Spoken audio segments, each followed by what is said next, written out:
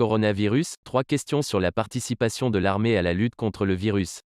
L'armée française va notamment jouer un rôle logistique, en déplaçant les malades des régions les plus affectées vers les régions les moins touchées.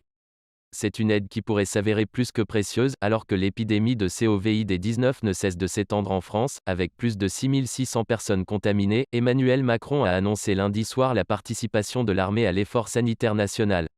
Un hôpital de campagne du service de santé des armées, SSA, sera ainsi déployé dans les jours à venir en Alsace, a indiqué le chef de l'État, afin de venir en aide aux hôpitaux de la région Grand Est, débordés par les cas de coronavirus.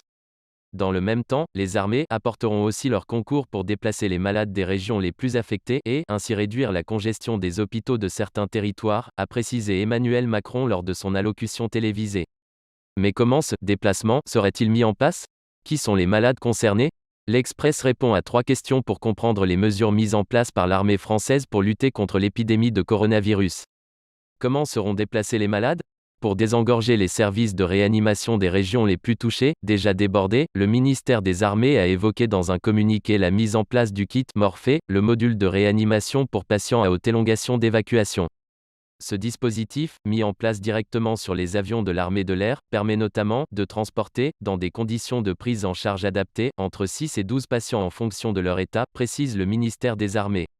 Il assure aux patients une qualité de soins et de surveillance comparable à celle d'un service de soins intensifs, et tout cela avec des conditions de médecine aéronautique qui sont différentes des conditions au sol. Ajoute un conseiller du service de santé des armées. Et la mise en place du dispositif Morphée a d'ores et déjà commencé. Le docteur Marc Noiset, chef des urgences de l'hôpital de Mulhouse, dans le Haut-Rhin, a annoncé ce mardi qu'une première évacuation sanitaire. Je pense que c'est la première en France, je ne connais pas de situation sanitaire qui ait nécessité qu'on déplace autant de malades de réanimation d'un bout à l'autre de la région et de la France, a-t-il souligné.